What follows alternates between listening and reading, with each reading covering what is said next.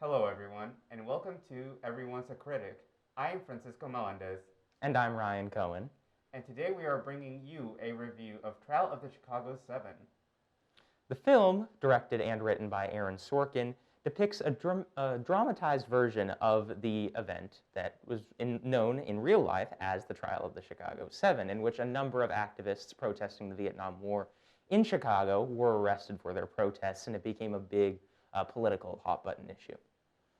Right, so this movie has been out for a while, but it is still in awards consideration, looking to possibly get a lot of acting nominations, especially possibly director, best picture, all of that up to speculation.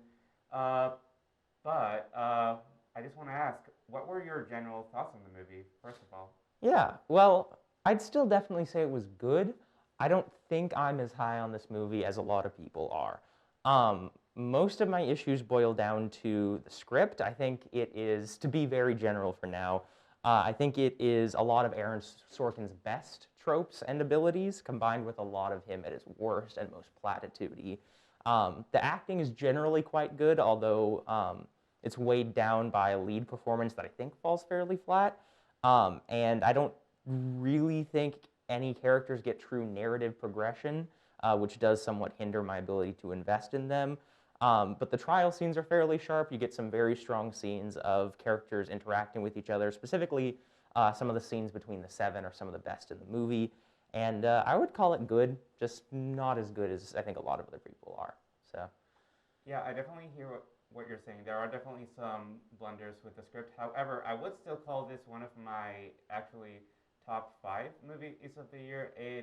And I was going into it with very low expectations. I'll be frank. I thought it was going to be a bit too sensationalized. I thought it was going to just be a very boring kind of like Oscar bait kind of a movie, and I found myself actually caring for a lot of these characters. And while I agree that I do wish that they had picked someone else to be their protagonist or fleshed this protagonist out a bit more in general, I thought they did a really good job of humanizing these people and connecting them to issues that are still present in America today. So by the end, not only did I find myself learning a lot more about this time in history, although I encourage everyone who watches it to do a bit more research because they do take some significant liberties.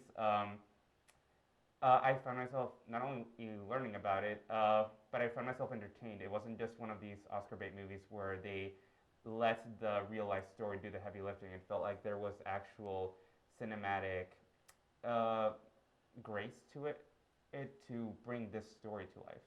yeah, I can definitely understand that perspective. So now that we've given, I guess, our more general Mm-hmm. thoughts, we can dig more into spoiler territory. Um, so I think one of the things that we both specifically noted when we were putting our thoughts together was the performances nearly uniformly were some of the Mm-hmm. strongest aspects of the movie. Yeah, there were just so many that I could shout out, but specifically Mark Rylance, Yahya Abdul-Mateen, and Frank I was mispronouncing it, Langella. Um, to me, those were the three standouts, and it's difficult to do in a stacked cast, but all in different ways. I feel brought such a great energy to the movie, especially my personal favorite, Frank Langella as the judge. Just every scene with him was so like specifically and intricately acted. I feel like it's one of those characters that is almost written to be a scene stealer. Mm-hmm. And it's funny to me because the judge character, Julius Hoffman, on paper is sort of just a stereotypical evil villain character because he doesn't really have any redeeming traits. He never grows at the end of the movie. Like by the end of the movie, he's still trying to like basically force his perverted view of justice onto the defendants. But primarily because I think of some fairly sharp writing by Sorkin and also a strong performance by Langella, he never feels like a stereotypical evil character. He feels like a very real person who could have existed back in a time when systemic prejudice and specifically like systemic racism was much more, well, and still very real, Mm-hmm. just even more prominent in our Yeah. judicial system. Um, I specifically thought Sacha Baron Cohen was the standout to me, at least. There were a lot of strong performances in the movie. All of the men you named did very strong jobs. But Sacha Baron Cohen is on another level to me. I honestly found myself wishing the movie was focusing on him more because I found him not just a more compelling performance, but also just a more compelling character.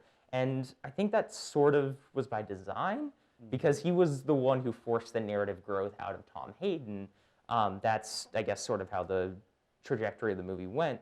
But I almost wish there'd been a little bit more for him to do, especially compared to Eddie Redmayne, who, and I know we differ on this, but I actually felt that Eddie Redmayne's performance fell fairly flat. And that's partially because of the writing, in my view.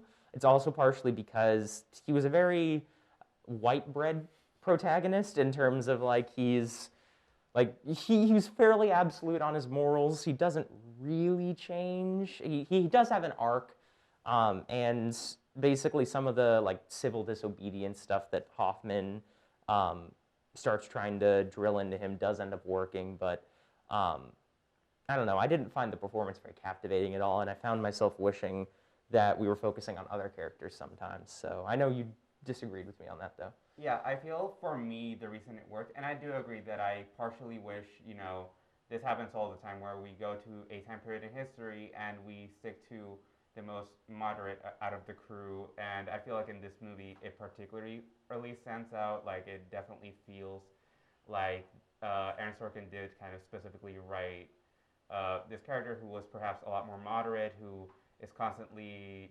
oh, let's keep it down, guys, to everyone.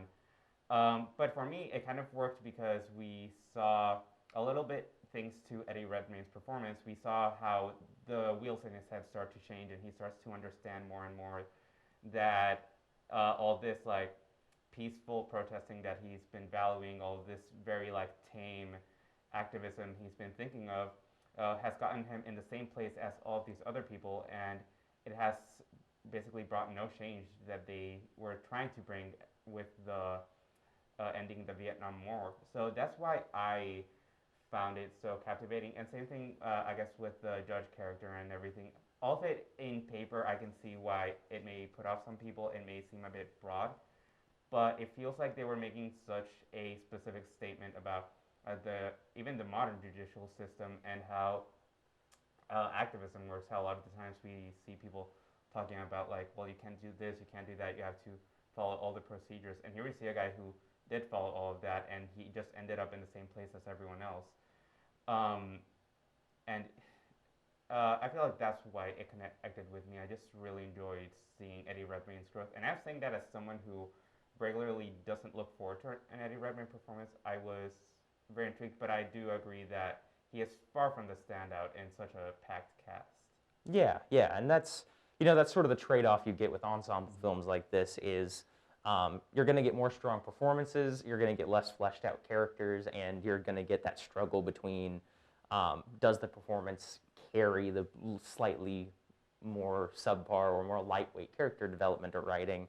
And that was another thing I noticed was that because of the ensemble aspect, you really only get a few characters who have any meaningful development or arcs, like Hayden, and then the two, lawyer, Tom Kunstler, and Schultz, Joseph Gordon-Levitt's character, are really the only ones who have discernible arcs to me. Like, other characters have subplots. Like, you have that moment where David Dellinger, the radically nonviolent guy, punches out a bailiff in the court in a moment that didn't happen in real life. And they sort of show like his son and his wife reacting to the moment, and he clearly feels bad about it, and then he never develops or changes his worldview, or we never even get to see him react to it. And that sort of put me off in some way, because I actually thought John Carroll Lynch as Dellinger was a surprisingly compelling performance for someone as a character who I thought would have a lot of the same flaws as Tom Hayden does. He's sort of a more chill, moderate voice. But Carroll Lynch humanizes him. I think that very first scene where he shows up and is talking to his son and his wife does a lot of the heavy loading in terms of, or heavy lifting in terms of being able to give him a good character and a good basis to work off of as an actor. But yeah, no, the performances were definitely universally strong. I don't even think Eddie Redmayne was that bad. It just, in my view, he fell flat compared to some of the other actors. So, what else about this movie stuck out to you? Going off of that, I see what are saying, but I feel like one of the strengths of this movie is that when there's like so much content to get through, they worked in a lot of good shorthand to show like characters' growth or like just the two young activists. Like you're wondering for a while, like are they gonna get their focus? But suddenly, with just this quick scene, they talk about like they're gonna let you guys off the hook. They know you guys are innocent. They just want to put the rest of us in jail, but it would feel bad if all of us went in. So you two are basically I guess the reverse scapegoats of this situation. And in a similar way, that scene where he like punches someone in the courthouse, to me kind of like as a supporting character, I feel like added to that general theme of like proper activism, civil disobedience, and everything, where we saw someone who had previously been such a pacifist and everything, and suddenly seeing him like fight back, I guess, in favor of the bigger picture and seeing how his family reacts to it. To me, that did it, a lot of the work. I get it's not a very traditional. Like it would have been nice to see another scene where he like reflects on it, discusses it with the other characters. But to me, that I guess in short of it, that was like all I really needed it from that. Even though I agree, like with such a strong performance, you would like to see even more come from him. Yeah, and that's again sort of going back to the trade-offs you have with an ensemble cast. I think in most cases they cast did enough heavy lifting to make up for the fact that some of their characters were underdeveloped. Which I guess, speaking of the writing, brings me to Sorkin's script, which I touched on a little bit in my more general reviews. But like this film has a lot of Sorkin's best. It's got snappy dialogue to be expected.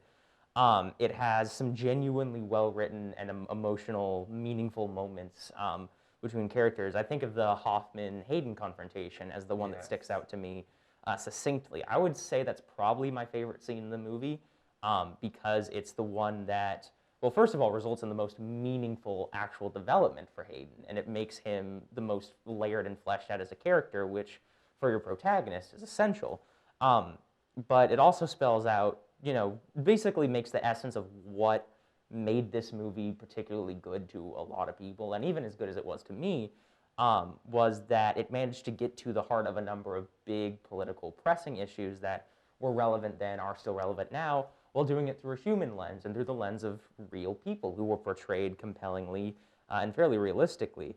At the same time, the script also suffers from a lot of Sorkin's worst tropes, specifically his his desire to more or less express that everything can be solved in fairly broad platitudes. Like even for a movie that seems to be a little more endorsing of the more progressive version of, say, liberalism, that it's going to take more than just moderate viewpoints and moderate perspectives to fix things.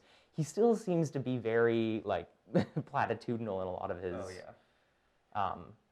in a lot of the solutions he advocates for. So yeah, I feel like Sorkin definitely he is first and foremost a screenwriter. Like that is no secret. And this film it generally works for me. It does feel like sometimes the lines will be so like self-impressed with himself about them that they almost take me out of the movie.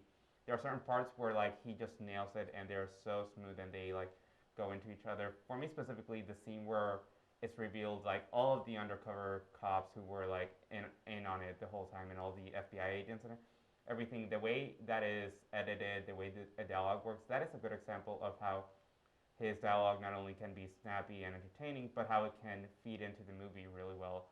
On the other hand, yeah, I can sometimes feel like, particularly sometimes in the courthouse scenes or when they're at the house, kind of like verbally jabbing each other, it can feel a lot more like instead of like progress, this is more or like just winning an argument. And while those things can go hand in hand sometimes, I feel like Arron Sorkin sometimes he views it a bit too simply. Like, yeah, not everything can be just solved by like a good quip, no matter what he would believe, I guess. Oh yeah, and I think the scene that really exemplifies this for me is the very end, where you have Tom Hayden reading the names of all the people that have died in the Vietnam War as the judge tries to stop it, and then the crowd starts applauding, and that's when we get Schultz standing up and being like, "No, we're not going to stop this," and that's supposed to be the big "yes, he's been redeemed" moment. But that fell fairly flat to me, partially because it didn't happen in real life. The way that it happened in real life, that was a thing they tried to do, but it was Dellinger who read the names, and he was almost immediately held in contempt of court and had to stop it.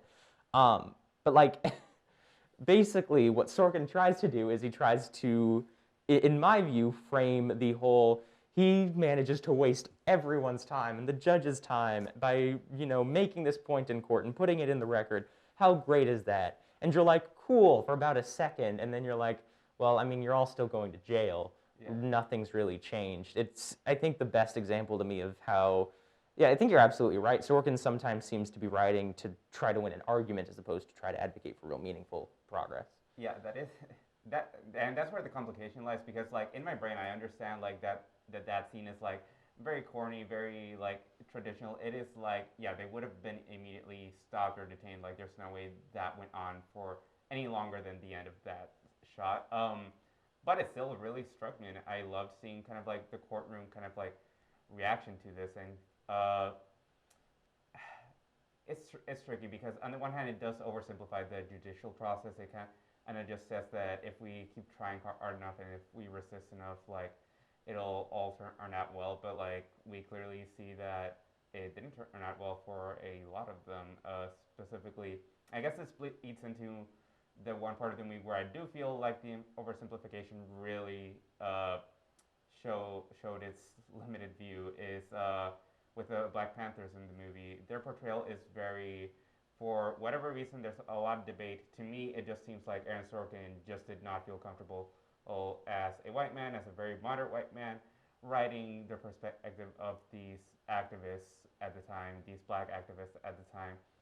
So yeah, well, some parts, like for me, that clapping at the end is like, it's a positive ending. I can kind of get behind it. But yeah, there are other parts, particularly with the Black Panthers, that feel like Sorkin, yeah, his writing is just not geared to have the discussions that need to be had about them. They don't really do these characters justice.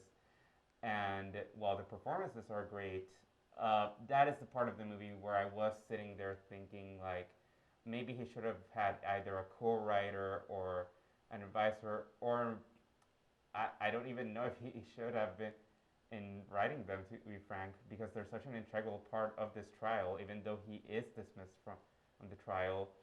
That was the only part where I was thinking, like, he should just not be doing this part of the story. Oh yeah, and that actually is a great place for me to go on a brief rant about my least favorite part about the movie, and I promise I will tie this back to the Black Panthers. But in basically every movie like this, where you're dramatizing a real life event, or in like a biopic where you're dramatizing a real life person, you're going to change some elements about their real life in order to make the storytelling easier, better, etc. That's just how Hollywood works. I'm more than okay with it. But I think there's a line that you can cross where the changes that you make to the narrative distort the point that you're trying to make, or like compromise the integrity of the film, and the narrative benefits that you get from it do not outweigh that distorted integrity. I call it greatest showman-itis, because I think The Greatest Showman is the absolute worst example of this. And I think you could also call it Bohemian Rhapsody-itis if you wanted to. But I think this movie suffers from that to a degree in terms of, I talked about the end scene not being a thing that really happened. Another big one to me is Tom Hayden was not as moderate, not as big on respectability politics as he was in real life.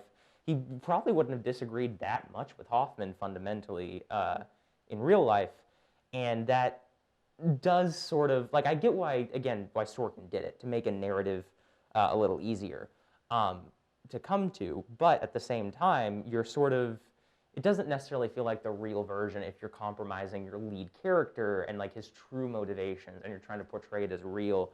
And the Sorkin especially confuses me to this part because, to get back to the Black Panthers, arguably the one aspect of the film that he actually underportrayed in terms of how like it actually was in real life was the treatment of Bobby Seale during the trial. In the film, he's bound and gagged by the judge, and then everyone is more or less immediately appalled, and then they call for him to separate the trial off immediately, and then that happens. In reality, Bobby Seale was gagged and bound for like a week in court before anyone did anything about it, and that's utterly appalling to me, and I would hope would be utterly appalling to anyone with a basic sense of decency. And that's, you know, I think that stems back to your point that Arron Sorkin probably didn't know how to write the Black Panthers effectively, and under-portraying that conflict in that sense is very much an example of that in my view. And I can definitely understand not being comfortable writing about someone whose experiences you don't understand, but fortunately we live in a Hollywood that is becoming far too slowly, but still progressively more and more diverse. Again, we're still nowhere near where we need to be, but we're becoming more and more diverse as a movie industry every year. And there are definitely enough qualified and experienced people who you could have brought on to write on and about those experiences. So Yeah, no, I definitely feel like that one scene, it's like, that's the one part where, like, does the scene do its job? Yes, it kind of, like, succinctly portrays, like, what Bobby Seale was going through, but it also gives off the impression that that's all he went through, that he was just disrespected in court and things like that. But I find it notable that there is one scene where we see him in jail, which is when the leader of the Black Panthers dies, is murdered, actually. And I find it so interesting that they would only pick that moment, because to me you have the most interesting out of the 7, 8 of them. You have the most interesting man out of all of them, and he is constantly pushed aside as his story. And does he get some great scenes? Yes. Does he get some of the best acting moments in the movie? Yes. But at the same time, I feel like overall he is just so underutilized that I do agree. Like I know that we romanticize the idea of being like the auteur, of being like Arron Sorkin, writing your entire movie beginning to end. But at the same time, film is collaborative in nature, and bringing someone on, uplifting someone's voice in this story could have been a lot more powerful. And especially, you know, people have talked about the timing of this movie, which, what a timing, just released like in 2020, where we're having all these discussions about the justice system. But also, what a time to point out that, yeah, a lot of these stories, like, imagine if he had brought someone on, how much more poignant that would have been. And just ends up ringing in the back of my head as, like, what would this film have been like if Arron Sorkin had either put his ego aside or seen the bigger picture or done anything to uplift someone's voice instead of just continuing his auteur vision of what he wanted this trial to be portrayed as. Oh yeah, and there's actually one more instance of the movie deviating from what happened in real life that I think almost goes to almost underrepresents what Bobby Seale specifically went through, because he undeniably has the most interesting conflict with the legal system, because, you know, all of the rest of the Chicago 7 are not black men. They're not being fundamentally discriminated against by the system for their skin color. With Bobby Seale, he obviously is. And that he almost feels like an entirely different side piece from the Chicago 7 in a lot of ways, which I get, because he did eventually get separated off into his own trial. His case was like far more egregious in a lot of ways than the Chicago 7, because, I mean, none of the rest of the Chicago 7 got bound and gagged in the middle of the courtroom. But at the same time, once he gets separated from the trial, I don't think ever shows up in the film again until he gets a brief mention in like the end credits, the "where are they now" part, where they mention what happened to him. And that just doesn't really sit right with me, because it doesn't feel like his story is resolved. It doesn't feel like, it's like, okay, cool, he's not being bound and gagged, he's gonna get his own trial. That's it, let's move on to the rest of them, what happens here? And that's, there's another, again, real life discrepancy that just occurred to me. I only learned this today, actually, but in real life, Fred Hampton was only shot and killed after Seale's trial had already been set off and like branched aside. And the movie uses Hampton's death as an impetus for Seale to become more outspoken and more loud in court, and that's what prompts Hoffman to bound and gag him. The implication being that, he was misbehaving, being a little disruptive in court, but it was this outburst that prompted the bounding and gagging. But when you learn that Hampton died far after Seal's trial had already been set, then you're sort of left with the idea that he wasn't acting any differently than he normally was, presumably. It was just him being, granted he was being disruptive probably, but when he got bound and gagged, presumably no more so than he would have been on any other given day. And that's another realization that just sits there with you and makes you feel especially queasy, even more so about the trial. And that implication isn't represented at all in the movie, even though I feel like it can be far more compelling. And I think maybe my biggest takeaway from this movie as a whole is that Bobby Seale's story deserves its own movie, written by someone who can actually speak to that experience. But that seems like something that really should have been portrayed in the story. Right, especially because he made a change in the story, and you start to wonder why would he change that?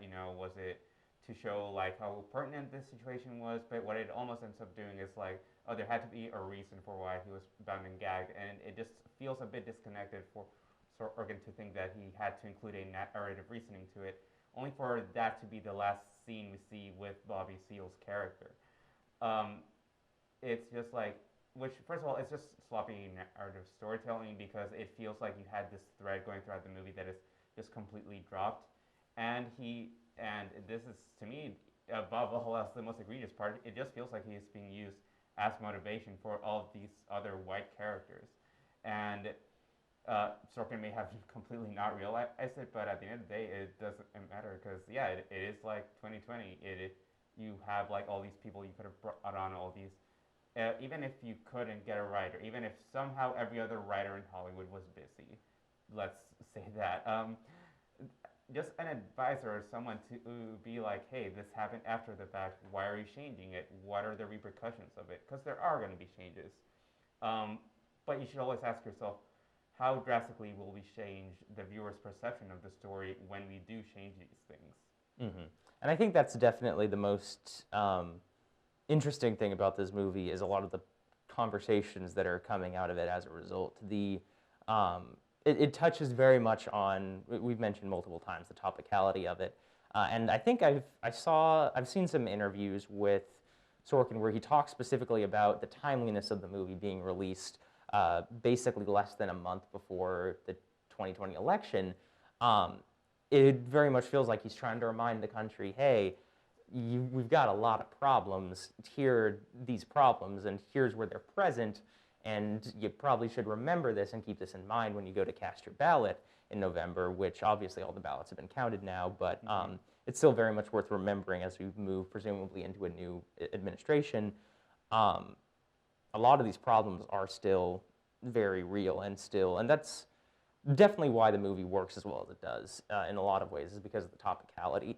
I think I was reading, I think it was the AV Club's review on it, and the reviewer specifically mentioned that the issues between Hoffman and Hayden feels a lot like a representation of the conflict between progressives of the Bernie Sanders, Elizabeth Warren, Alexandria Ocasio-Cortez sort versus more moderate members of the Democratic Party, your Joe Bidens of the world.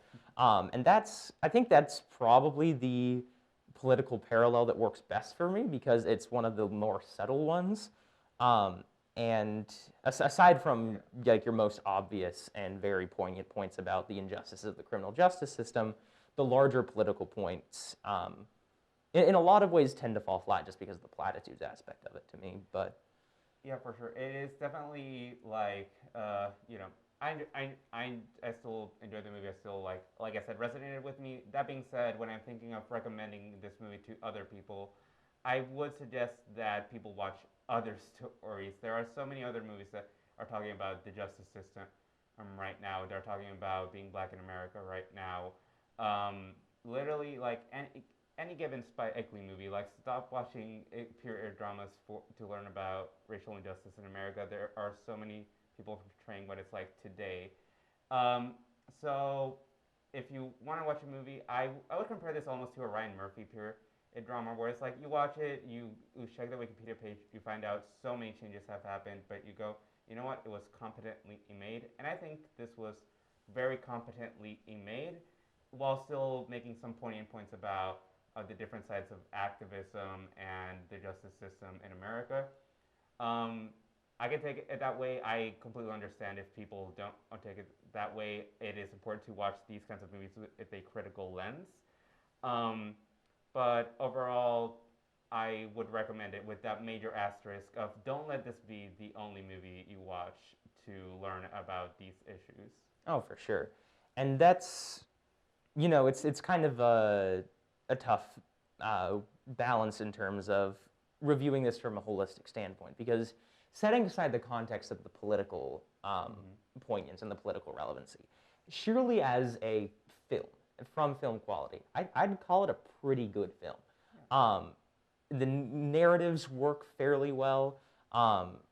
The characters are compelling enough to more or less overshadow the fact that most of them don't have arcs, or compelling arcs, if any arcs to begin with. It's shot fairly well. It's a good-looking movie. Again, most of the performances work very well for me. But evaluating it in sheer film quality is different from evaluating it as a work of art, in my view. Because as a work of art, you have to add that political context. And there, when you add the fact that a number of key plot points in the movie or elements of characters were distorted or not necessarily lining up with reality, or in the case of Bobby Seale's story, badly underrepresented or underdeveloped, you get something that's a little more muddled to me. I would probably say I still recommend it because you get some great acting performances out of it. And even if it's not entirely or really even close to entirely accurate, it's still a very upfront, personal, and up-close reminder of the injustices of the criminal justice system and just how much work we have to do as a country. But I think you're absolutely right to say if you're going to watch this movie, do some serious digging into the facts of it afterwards, contextualize it for yourself. And I would definitely say accompany it with other films. Two specifically that come to mind are Just Mercy, a movie that I saw that I think does a much better job of, and that's maybe because it's more focused on the racial aspects of the criminal justice system than this movie is. But I think that movie overall does a much better job of addressing the injustices of the criminal justice system head on. I would also say on a similar note, I'm a big documentary guy, so a movie like 13th, directed by Ava DuVernay, was, I think, even better than Just Mercy in that regard. I can get why people may not be into documentaries, but if you are, then 13th is, I would more or less say, required watching. That movie was incredibly powerful. But, as far as this movie goes, I'd more or less agree with your sentiments. It's pretty good from a film standpoint. I would not necessarily say you should shy away from watching it. I would just say if you do watch it, make sure you contextualize it and, make sure you've got your facts straight afterwards. Right. Well, we would like to thank you for watching our discussion. A lot of complicated thoughts here. Overall, a recommendation with an asterisk for this movie, and a big recommendation for 13th and Just Mercy if you really want to learn about the criminal justice system in America and the racism that pollutes it. And Spike Lee's filmography, just in general. Just in general, if you find any Spike Lee movie, I would personally go with Do the Right Thing, but really pick anyone. You will he's such a great filmmaker, but that's, don't get me started right now. Thank you so much for watching. Be sure to like, subscribe, comment down below what you thought of the trial of the Chicago 7. Tweet us at MUTV23. Find us on Instagram under MUTV23. And find us at mutv.missouri.edu. I'm Francisco Meléndez.